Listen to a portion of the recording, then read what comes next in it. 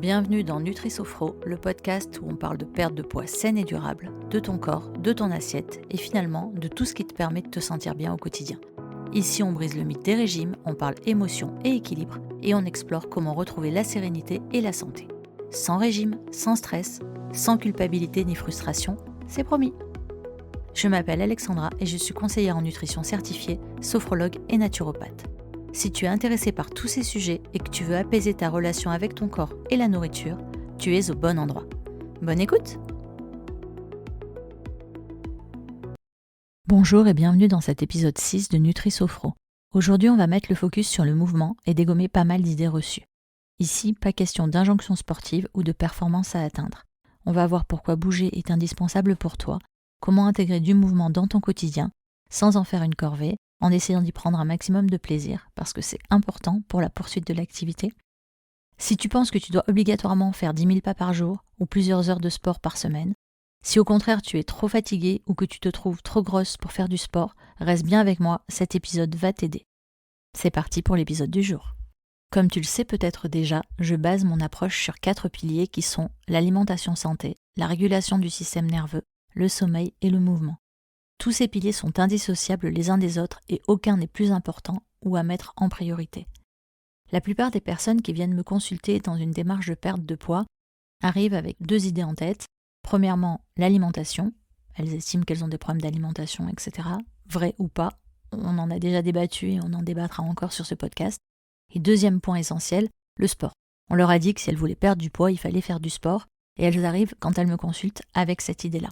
T'as sûrement entendu souvent qu'il fallait faire du sport, que ce soit pour être en bonne santé ou perdre du poids. Mais est-ce que t'as déjà réfléchi à ce que ça signifie vraiment ? Parce que pour moi, le sport et le mouvement, ce n'est pas la même chose. Le mouvement, c'est une nécessité physiologique fondamentale. Ça fait partie intégrante de ta nature d'être humain. Depuis toujours, l'être humain a besoin de bouger pour vivre. Marcher, courir, porter, grimper, danser, etc. Notre corps est conçu pour être en action. Et oui, à notre époque, on est trop sédentaire. C'est un fait. Le sport, lui, en revanche, c'est une discipline qui est encadrée. Ça implique souvent un entraînement spécifique, des règles, parfois un objectif de performance ou de compétition. C'est bénéfique, mais ça ne convient pas forcément à tout le monde. Et surtout, ce n'est absolument pas la seule manière d'envisager l'activité physique. Ça, c'est une chose.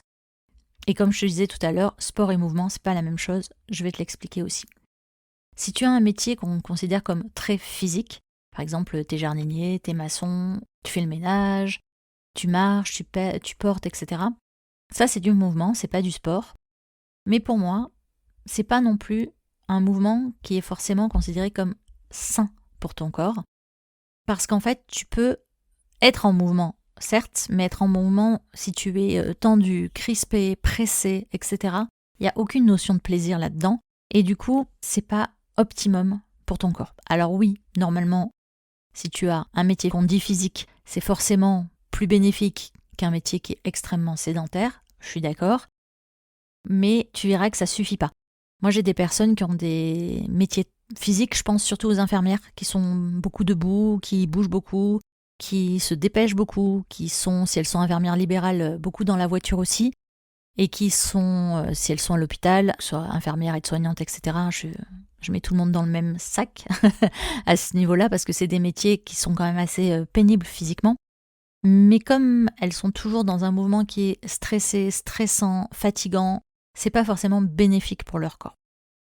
Et malheureusement, elles ont peu de temps, enfin en tout cas c'est ce qu'elles me partagent quand elles viennent me consulter, elles ont peu de temps pour intégrer des mouvements qui soient bénéfiques à leur corps.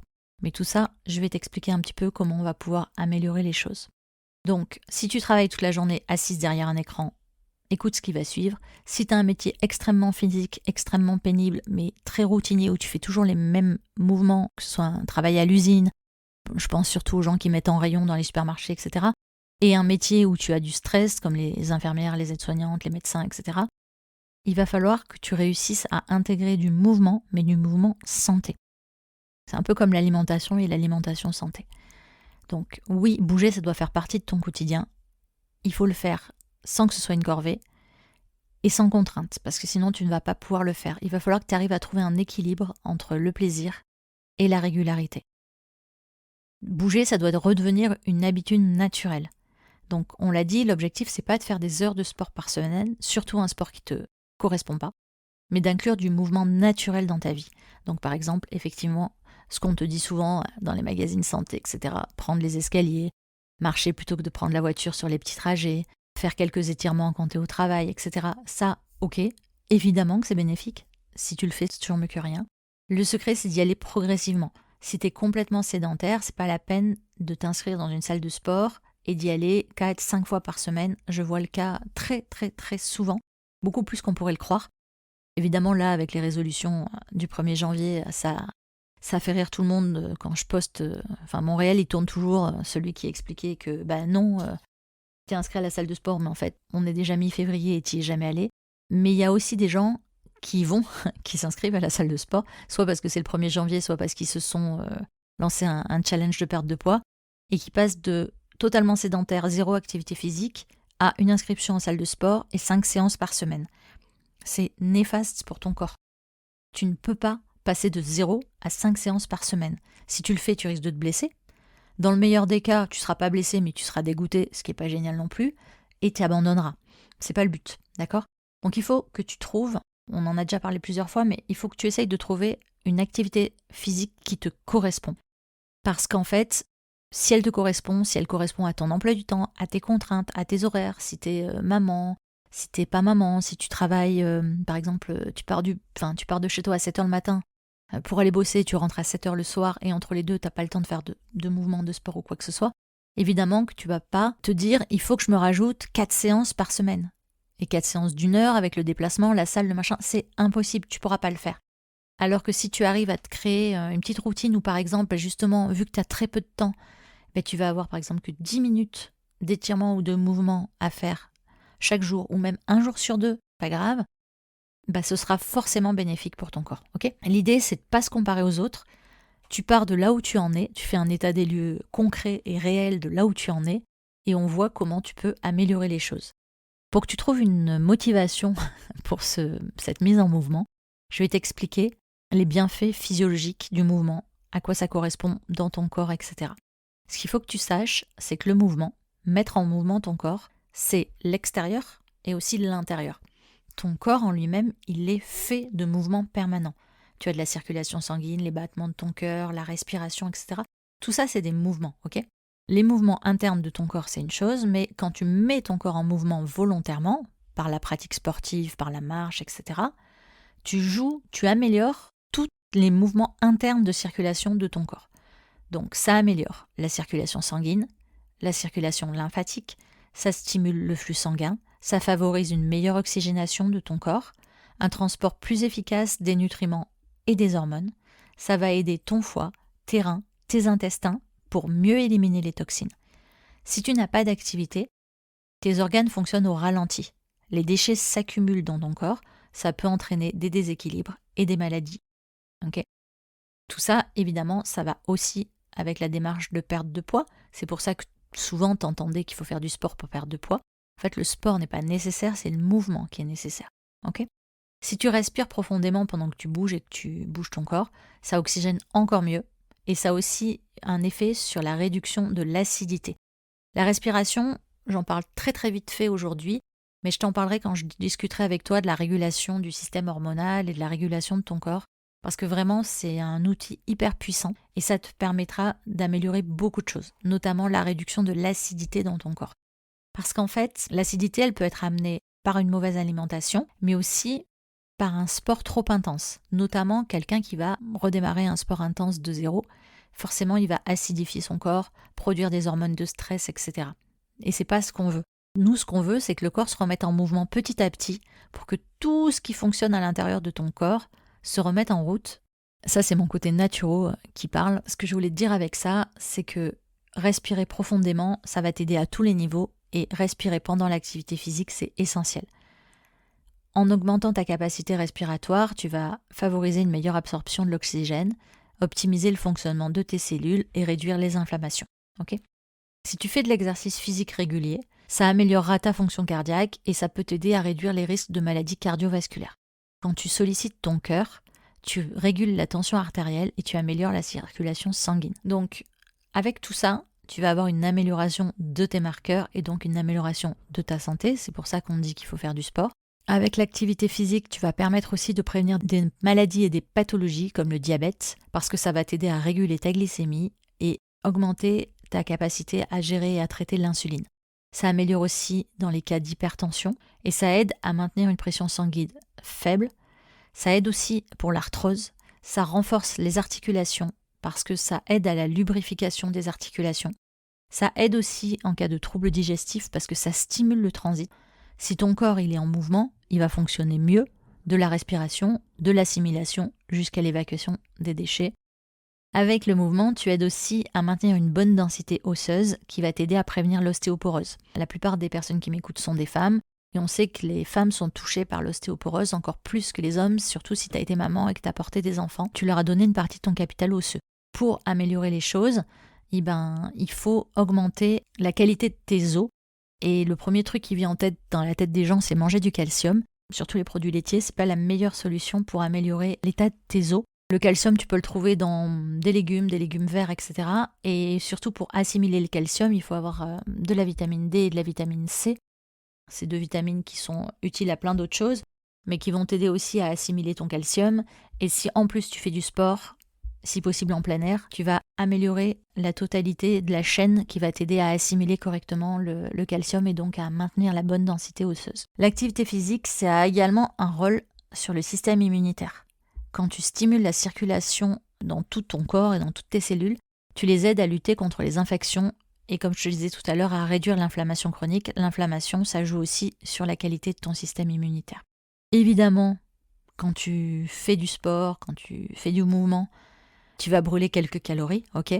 Mais c'est pas ces calories que tu vas brûler qui vont vraiment aider ton métabolisme et qui vont vraiment t'aider à ne pas prendre de poids ou à en perdre. C'est le fait que ton corps en lui-même va mieux fonctionner. J'ai très souvent des femmes qui viennent me voir en me disant que leur métabolisme est cassé, etc. Eh bien, ça vient aussi de là. C'est-à-dire qu'en fait, oui, si tu as fait plein de régimes, etc., oui, tu as sûrement déréglé des tas de choses comme justement ta glycémie, la manière dont tu réagis à l'insuline, etc. Mais tu as aussi déréglé ton corps parce que si à un moment ou à un autre, tu es devenu sédentaire, comme moi, comme la plupart des femmes, allez, on va dire, tu as fait du sport quand tu étais enfant, tu as fait du sport jusqu'au lycée, tu as peut-être fait encore un peu de sport à la fac, et puis après, tu commences à avoir une activité professionnelle qui te prend 8 heures par jour. Si en plus de ça, tu es devenue maman, tu n'as pas le temps d'aller au sport, etc. Donc, tu es devenu trop sédentaire et en devenant trop sédentaire, ton corps ralentit, ton métabolisme ralentit. Et oui, aider à relancer le métabolisme par le sport, c'est possible. C'est pour ça qu'il y a beaucoup de coachs sportifs qui s'intéressent à la perte de poids et qui te disent qu'il faut faire du sport. Comme je te le disais, moi, je ne suis pas forcément pour. En tout cas, pas le sport de manière excessive. Ce qu'il y a surtout, c'est remettre ton corps en mouvement pour que tous les mécanismes internes de ton corps, on en reparlera quand on parlera de la régulation du système nerveux et de la régulation émotionnelle, etc. Parce que tous ces mécanismes, comme tu le vois, ils sont tous liés les uns avec les autres. Mais en tout cas, ce qui est sûr, c'est que le mouvement en lui-même va aussi t'aider à régulariser ta perte de poids et ta prise de poids, mais pas forcément pour les raisons que tu crois. Parce que tu vois, si par exemple tu fais du sport, moi je le vois, ça me fait sourire et parfois un peu grincer des dents. Si tu as des outils connectés, style ta montre ou ton tapis de course quand tu vas à la salle, etc., quand tu vois le nombre de calories que tu as éliminées en faisant une demi-heure ou une heure de marcheur, de tapis, de rameur, etc., il y a de quoi te démoraliser parce que si tu sors de la séance et que tu passes par la boulangerie ou que tu te prends un truc genre Mars, Snickers, Lion, j'en ai cité 3 pour pas qu'on m'embête sur les marques. Non, c'est mon podcast, je peux dire ce que je veux. Bref, si tu te prends un dessert sucré parce que tu te récompenses d'être allé à la salle de sport, en fait, tu vas manger 4 fois plus de calories que ce que tu en auras dépensé. C'est vite fait le calcul, mais c'était à peu près ça les ordres d'idées. Et tu vas te décourager parce que tu vas aller au sport plus souvent, à la salle plus souvent, peu importe l'activité physique que tu avais choisie. Et en fait, tu vas te retrouver finalement à manger plus de calories que ce que tu n'en dépenses à la salle. Du coup, t'es dégoûté, parce qu'en fait, ça marche pas. Parce que mathématiquement, effectivement, même si moi, j'aime pas compter les calories, parce que je trouve qu'il y a de meilleures façons de faire, mais mathématiquement, ça marche quand même. C'est-à-dire que si tu es allé à la salle de sport, je vais dire un chiffre au hasard, que tu as brûlé 150 calories en faisant tes exercices de sport, parce que ça va être à peu près ça, et que tu sors de là et que tu finis à McDo ou que tu finis à manger une glace ou autre et que du coup tu te fais entre, dans le meilleur des cas, 300-400 calories, dans le pire des cas, 2500 en 1 heure après avoir fait ton sport, forcément le compte n'est pas bon, quoi. Ça peut pas marcher. Donc, ce qui était le plus important à retenir sur ce point, c'est que le mouvement, ça fait partie des mécanismes physiologiques de ton corps, comme la circulation sanguine et la respiration, et que tout ça, normalement, ça devrait être naturel. Ok ? Ensuite, le mouvement, ça joue aussi sur ton équilibre mental et ton équilibre émotionnel. Par exemple, si tu es allé marcher ou si tu as fait une séance de yoga, une séance de pilates, un truc comme ça, enfin, à condition que ce soit un sport que tu aimes évidemment, normalement tu te sens mieux. Tu te sens mieux parce que le mouvement, ça libère des endorphines. C'est les fameuses hormones du bonheur. Normalement, ça aide à réduire le stress et ça améliore la qualité de ton sommeil. On verra quand on sera sur la partie sommeil que l'heure à laquelle tu fais ton sport peut avoir une incidence sur la qualité de ton sommeil et que du coup il faudra peut-être l'adapter. Ça c'est pour ceux qui font du sport. Maintenant pour ceux qui font juste du mouvement, c'est-à-dire qui bougent, il n'y a pas vraiment d'heure pour ça. Après, bouger c'est aussi une manière d'avoir une meilleure image de soi. T'as pas besoin d'avoir un corps parfait, mais le simple fait de commencer à prendre soin de toi, d'être en action, etc., ça va t'aider à renforcer ta confiance et ton bien-être. C'est aussi accepter de ne pas être parfait, de ne pas suivre un programme rigide. Juste profiter du processus et retrouver du plaisir pour bouger. Le mouvement, ça a un impact direct sur ton bien-être mental. Comme je te le disais, la libération des endorphines, ça va t'aider à réduire le stress et l'anxiété. Tu libères aussi de la dopamine et de la sérotonine, ça joue un rôle dans la régulation de ton humeur et dans ton sentiment de satisfaction. Du coup, ça peut aider à lutter contre les pulsions alimentaires que tu peux avoir si tu as par exemple de grosses pulsions vers le sucré, etc. Mais comme je te le disais juste avant, pour ça, il faut des mouvements doux et qui te font plaisir, et pas des mouvements et du sport intense qui risquent de déclencher encore plus de faim et de frustration. Ok ? L'exercice physique, c'est également un excellent moyen de lutter contre la fatigue mentale. Ça t'aide à améliorer ta concentration, ta mémoire, ta créativité, ça stimule la circulation sanguine et donc l'irrigation de ton cerveau. Comme je te le disais, l'activité physique, ça améliore aussi la qualité de ton sommeil parce que ça régule le stress, ça réduit les tensions. Comme tu te fatigues, entre guillemets, au sport dans la journée, normalement, ça t'aide aussi à avoir un endormissement plus rapide et un sommeil plus profond. Mais tout ça, je te l'expliquerai bien mieux quand on parlera du sommeil.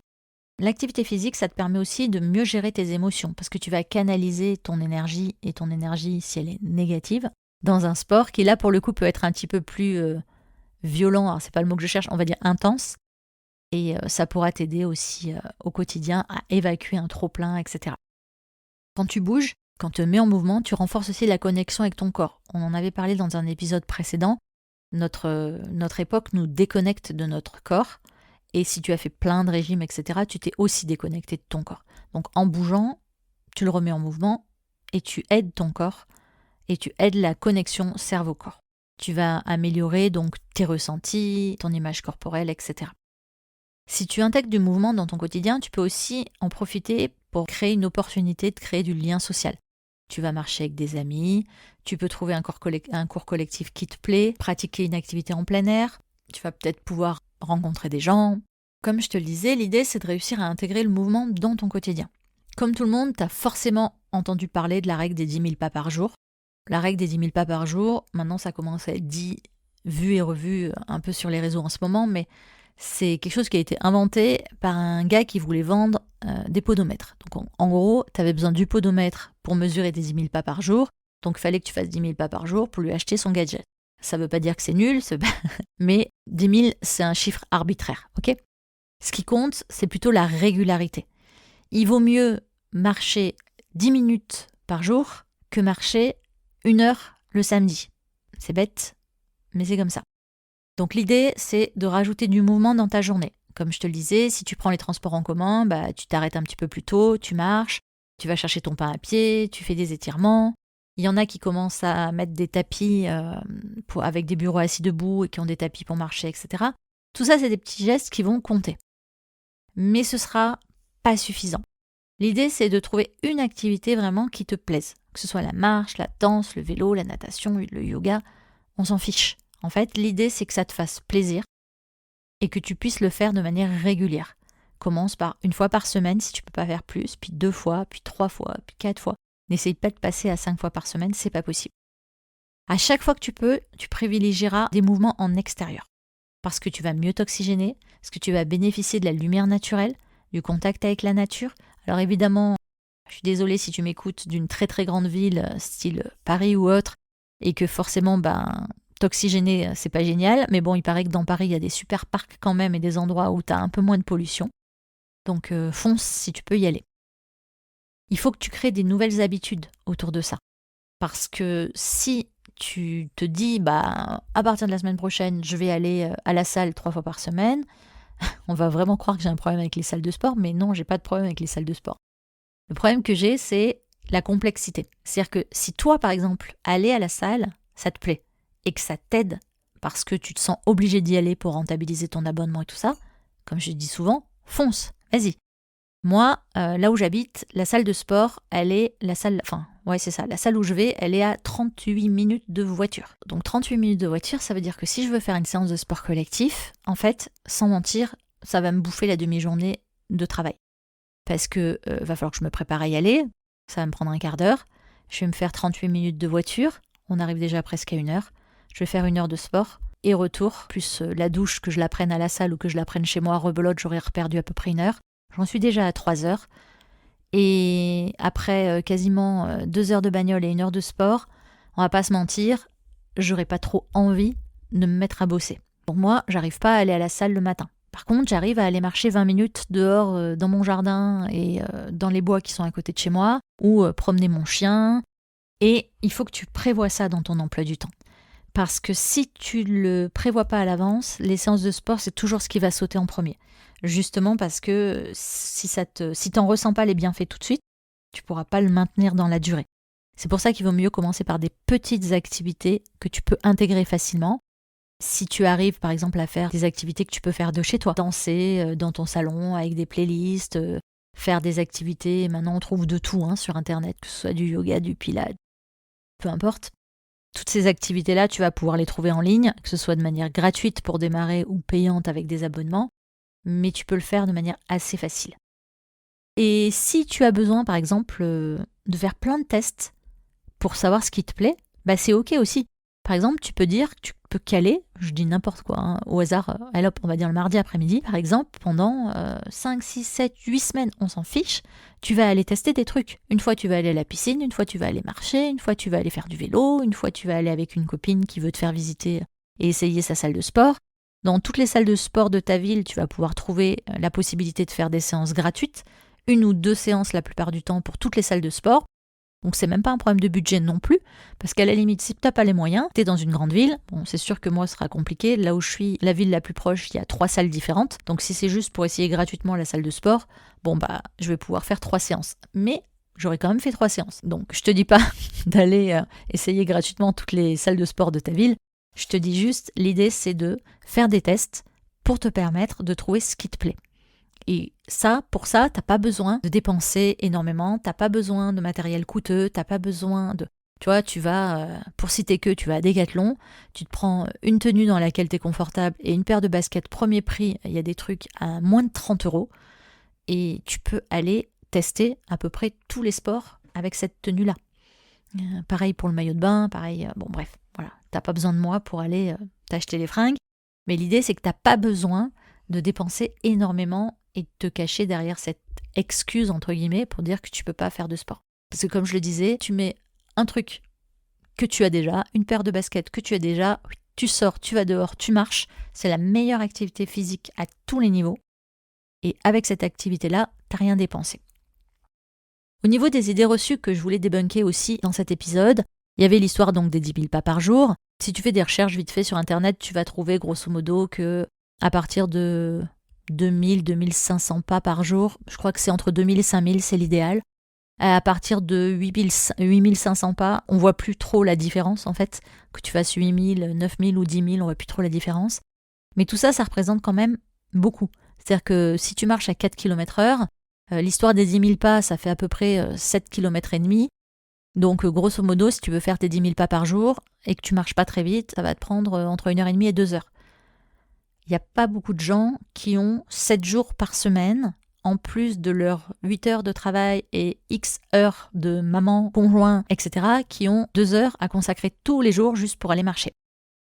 Le minimum du minimum en activité physique et en mouvement, ce serait de la marche. Et ce minimum que tu devrais faire, c'est dans l'idéal, marcher 10 minutes, un quart d'heure après chacun de tes repas.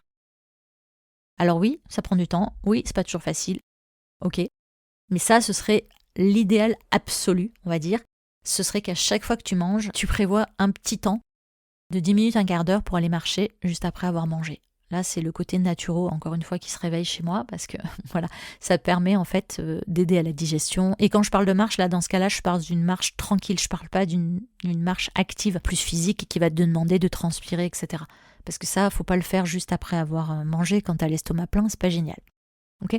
Mais dans l'idée, ce serait au moins 2 fois par jour d'aller marcher ces 10 minutes, un quart d'heure. Ça te ferait entre 20 minutes et 30 minutes par jour. C'est ce qu'on donne comme activité, on va dire minimum, au sens de la santé. Donc comme tu vois, c'est à la fois beaucoup et très peu. Et il y a beaucoup de gens qui me disent au début ouais, t'inquiète pas, je vais le faire, mais même moi, je vais marcher une demi-heure ou 1 heure tous les jours après le repas, je vais le faire. Bon, forcément, comme je te disais tout à l'heure, ce qui m'intéresse moi, c'est plus la régularité. En fait, je préfère quelqu'un qui me dise tu sais quoi, je vais juste mettre mes baskets ou même mes chaussures que j'ai. En fait, t'as pas besoin de baskets si t'es en ville et que tu dois marcher, à moins que t'aies malheureusement des chaussures à talons, auquel cas je te conseille d'avoir une petite paire de baskets ou une paire de chaussures plates, évidemment. Mais je préfère quelqu'un qui me dit tiens là, j'ai mangé, avant de retourner au bureau, je vais descendre, puis je vais aller dans le petit parc d'à côté, je vais juste faire un aller-retour de 5 minutes. Je préfère ça plutôt que quelqu'un qui va me dire je m'engage à faire ça 1 heure par jour. Je sais que tu vas pas y arriver du premier coup. Forcément, d'abord, tu n'auras pas le temps, il y aura les jours où il fait pas beau, il y aura... Donc, tu vois, se baser sur 5-10 minutes, un quart d'heure, 2 fois par jour, ce serait l'idéal. Si tu rajoutes à ça une petite routine du matin quand tu es chez toi ou du soir, où tu peux faire des étirements, des choses comme ça, des exercices de mouvement au poids du corps, etc., ce serait super. Et là, tu aurais un combo gagnant pour avoir une activité physique santé. On parlait aussi, je te disais tout à l'heure, de ce que j'aimais pas trop par rapport à la pratique d'un sport intensif. Le sport intensif, alors je parle pas ici des sportifs, on va dire dont c'est le métier, ou des gens qui ont vraiment une activité, je t'en parle souvent, mon conjoint il est ultra-trailer, donc il s'entraîne quasiment tous les jours de la semaine, et donc lui il a une activité physique soutenue, c'est pas le commun des mortels, et c'est pas, voilà, ça je vais pas dire que c'est à part, mais oui c'est à part dans le sens où déjà forcément lui il a pas de problème de poids, voilà, mais il n'est pas arrivé à ça du jour au lendemain, ok ? Il ne s'est pas levé un matin en disant « je vais aller faire une course qui va durer 24, 48 heures, 3 jours ». Non, forcément, il s'est entraîné petit à petit, il a progressé petit à petit. Ok. Donc, on met à part les ultra-sportifs et on parle de monsieur et madame tout le monde qui a un boulot, une activité, etc. et qui veut se mettre au sport. Pour ces gens-là, l'activité physique qui sera d'un seul coup mise en place si elle est trop intense, elle va stresser leur corps. Réellement stresser physiquement. C'est-à-dire que tu vas déclencher des hormones comme le cortisol, etc. Tu vas acidifier ton corps par la pratique sportive et tu vas l'acidifier aussi, tu sais, tout ce qui est acide lactique, etc. quand tu as des courbatures, toutes ces choses-là. Tout ça, c'est pas bon pour ton corps. Toujours pareil, en partant du principe que tu repars d'un état sédentaire au départ. Okay. J'ai aussi des études maintenant qui commencent à popper un peu et qui sont en train d'être remises à jour et que je trouve assez intéressantes, qui nous expliquent qu'en fait, l'activité physique, pendant des années, on nous a rabâché justement qu'il fallait aller en salle, qu'il fallait transpirer, qu'il fallait faire du cardio, qu'il fallait faire du jogging, etc. quand on voulait perdre du poids. On est en train de se rendre compte, avec les nouvelles études qui sont faites, qu'une fois de plus, la plupart de ces études ont été faites sur des hommes et pas sur des femmes, et que quand on regarde les différences physiologiques, on se rend compte qu'en fait, ces activités physiques-là ne sont pas optimales pour t'aider à perdre du poids. Pour les hommes, mais encore plus pour les femmes. En fait, dans ces nouvelles études qui sont en train d'être menées et dont on a déjà les premiers résultats, on se rend compte que tout ce qui est cardio, jogging à l'extrême, etc., quand tu es dans une démarche de perte de poids, c'est pas les meilleures activités physiques. Les meilleures activités physiques pour perdre du poids, ce serait 1. La marche. Pas forcément d'ailleurs la marche rapide, mais en 1, la marche. Tous les sports d'endurance. Et quand je dis endurance, je parle en étant en endurance fondamentale. Je fais un petit bisou à tous ceux qui m'écoutent en venant du podcast de mon mari. L'endurance fondamentale, vous devez en entendre parler tous les jours, parce que moi, j'en peux plus. Mais je cautionne à 3000%. Alors l'endurance fondamentale, pour ceux qui ne savent pas, c'est quand par exemple on fait un sport style la course à pied, running, etc. On doit être capable de courir en étant capable de respirer par le nez, sans être essoufflé, sans trop faire monter le cardio, et en étant capable en même temps, par exemple, de tenir une conversation avec la copine qui vous accompagne pour cette marche ou cette course.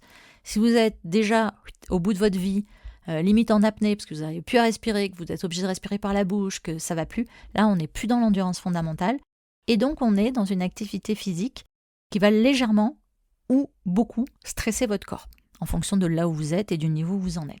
Et en fait, on s'est rendu compte que quand on était dans un seuil d'endurance fondamentale, on a un meilleur résultat sur la perte de poids. Et donc, il vaut mieux marcher plus longtemps, plus doucement, que plus vite. Alors qu'avant, on vous disait qu'il fallait absolument faire monter le cardio. Alors bon, la vérité d'aujourd'hui n'est pas la vérité de demain. Peut-être qu'il y aura une nouvelle étude qui contredira ça, mais en tout cas, aujourd'hui, avec les avancées de la science, on entend encore partout qu'il faut faire du cardio, etc. Sauf que ces études-là, elles étaient faites sur des sujets qui n'étaient pas représentatifs de la population générale. Et que donc, maintenant, on sait que l'endurance, c'est ce qu'il y a de mieux. Donc l'endurance, ça veut dire quoi? Ça veut dire normalement marcher longtemps aussi, parce que bien sûr, tu peux être en endurance fondamentale sur 5 minutes de marche. C'est pas ça qui va t'aider à perdre du poids, on est d'accord. Ce sera la régularité et la répétition, évidemment. Donc les sports d'endurance et aussi les sports qui font gagner de la masse musculaire. Alors, je vous vois venir d'ici, évidemment, quand je dis gagner de la masse musculaire, je ne veux pas dire commencer à ressembler à Stallone ou à Schwarzenegger, j'arrive même pas à le dire. L'idée, c'est pas de devenir un bodybuilder ou une bodybuildeuse, mais on le sait, quand on a du muscle, on a un meilleur état de santé générale. Quand on a du muscle, on consomme plus de calories. Quand on a du muscle, on augmente ton métabolisme de base, etc., etc., etc. Dans ces sports, le mieux pour la perte de poids, ce serait tous les exercices à faire en poids du corps ou en renforcement musculaire avec des soulevés de poids éventuellement, donc qui ne seraient pas au poids du corps mais qui seraient sur machine. Mais en fait, l'idée là-dedans, c'est de gagner du muscle pour améliorer aussi la densité osseuse dont on parlait tout à l'heure. En fait, ce que je voulais te faire comprendre avec cet épisode, c'est qu'il y a 10 000 manières de faire du sport et qu'il y a plein de choses qui sont mises en avant mais qui ne sont pas forcément les meilleures pour ta santé et aussi pour ta perte de poids. Selon d'où tu pars, t'as pas le même niveau physique et t'as pas besoin des mêmes choses. J'ai beaucoup de personnes qui viennent me voir en me disant que elles sont trop grosses, si je le mets encore entre guillemets parce que c'est elles qui le disent, pas moi, elles sont trop grosses pour pratiquer ou alors elles ont trop de douleurs. Et ce qu'il faut savoir, c'est que quand ton corps est en excès de graisse, il est aussi souvent en excès d'inflammation, notamment parce que les échanges et les fluides corporels ne fonctionnent pas correctement. Donc, commencer par des mouvements doux et des mouvements répétitifs, ça va améliorer tout ça. Ça va t'aider à déstocker, ça va t'aider à éliminer des toxines, etc. Comme je disais tout à l'heure, ça aide aussi à lubrifier les articulations. Donc en fait, je te dis pas justement d'aller au sport du jour au lendemain si t'en as jamais fait ou si t'en fais plus depuis des années ou si tu as 10, 20, 30 kilos à perdre. Évidemment que tu vas pas commencer le sport de la même manière que quelqu'un qui m'écouterait, qui aurait 18 ans, qui vient d'arrêter le sport au lycée et qui se retrouve à la fac et qui du jour au lendemain veut tester un nouveau sport. On part pas sur les mêmes bases, ok ? Moi là, j'ai repris le sport justement après ma perte de poids, etc. J'étais déjà en préménopause. La préménopause, ça joue aussi sur ton physique, ton activité physique, etc. J'ai pas repris le sport de la même manière que je l'aurais fait à 18 ou 20 ans. Ok, j'ai fait les choses progressivement, j'y suis allée petit à petit, j'ai augmenté les durées et j'ai augmenté le nombre de séances au fur et à mesure. Et bien tout ça, c'est super important pour limiter justement ces douleurs. On se pose souvent la question, et moi on me pose souvent la question de ouais mais moi, on me dit en fait, moi si je sors pas de mon cours de sport transpirante ou si j'ai pas mal le lendemain, j'ai l'impression que j'ai pas fait de sport. Je sais pas si tu te sens comme ça. C'est pas ça qu'il faut viser, c'est pas ça qu'il faut chercher, surtout au début, ok ? Parce que si tu te colles des méga courbatures, tu vas encore plus acidifier ton corps, tu vas le faire souffrir encore plus, tu vas risquer de te blesser. C'est pas possible. Si tu as du poids à perdre en grosse quantité ou si tu es sédentaire depuis longtemps, même si tu n'as pas de poids à perdre, ton corps, il a perdu l'habitude de fonctionner. C'est pour ça aussi qu'à un moment, quand c'était la mode des électrodes, là, vous savez, qu'on mettait sur les muscles et qui faisait fonctionner les muscles, c'est pas gênant en soi, ça me dérange pas qu'on utilise des électrodes, par exemple, sur les abdos ou sur les cuisses pour augmenter la masse musculaire dans ces zones-là. Pourquoi pas ? Je m'en fiche en fait. Mais ça ne change pas le problème que ton corps, il est composé d'un ensemble. Les tendons, les ligaments, tout ça, ça marche ensemble. Si tu as fait fonctionner que les muscles en utilisant des électrodes sur ta cuisse, par exemple, tu n'as absolument pas touché à tout ce qui était l'articulation des genoux, des chevilles, etc. Et donc, toute cette partie-là, tu ne l'as pas renforcée. Tu ne peux pas utiliser ces techniques-là, même si tout ce qui est électrostimulation, je ferai peut-être un épisode d'ailleurs là-dessus, hein, si vous en avez envie, mais tout ce qui est électrostimulation, j'ai rien contre, que ce soit pour faire circuler les fluides ou que ce soit pour jouer sur la masse musculaire. Mais ton corps, c'est un ensemble qui doit être mis en mouvement réellement. Tu vois, si tu te lèves et que tu vas marcher, bah, tu vas faire marcher la totalité. Quand tu fais fonctionner la plante de tes pieds, tu renvoies le retour veineux, donc ça aide à la circulation sanguine de tes jambes. Quand tu déplaces ton corps, et ton corps même surtout s'il est en surpoids, tu vas faire fonctionner donc les articulations des chevilles, les articulations des genoux, etc. Tout ça, ça va avoir besoin de temps pour se remettre en route, et c'est pour ça que je dis qu'il faut y aller vraiment progressivement, et qu'il vaut mieux commencer par marcher que par courir. Même si tu as envie à la fin d'arriver à courir, que ce soit une distance courte, un marathon ou un ultra, on s'en fiche, il faudra commencer par marcher, surtout si tu es en surpoids. La même chose si tu sors de blessure. Quelqu'un qui, par exemple, s'est retrouvé blessé, que ce soit un accident ou une blessure quelconque, il ne peut pas reprendre le sport au niveau où il était avant de se blesser. C'est pas possible. Le corps, il a perdu pendant une blessure. Il faut laisser le temps au corps, pas seulement aux muscles, mais à l'ensemble du corps, de se remettre en mouvement. Ok ?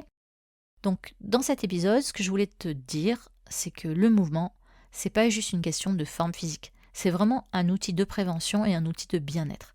Quand tu es immobile, c'est presque comme si tu nécrosais, entre guillemets. Tu vois, ton corps, il pourrit de l'intérieur. Enfin, c'est pas très joli comme image, mais alors que bouger, ça va te maintenir en vie et ça va t'amener à améliorer ta santé. Peu importe le niveau où tu en es aujourd'hui, l'important, c'est d'être régulier et d'augmenter vraiment progressivement. Pas te mettre de pression inutile, trouver quelque chose qui te plaît et essayer de l'ajouter un petit peu tous les jours au quotidien. Alors après avoir écouté cet épisode, si tu veux me partager ce que tu veux faire dès aujourd'hui pour intégrer plus de mouvement dans ta journée, n'hésite pas à me contacter sur mes réseaux. Je te remercie d'avoir écouté cet épisode et je te dis à la semaine prochaine. D'ici là, prends soin de toi et n'oublie pas, tu as déjà en toi toutes les ressources pour y arriver. À très vite sur Nutri Sophro.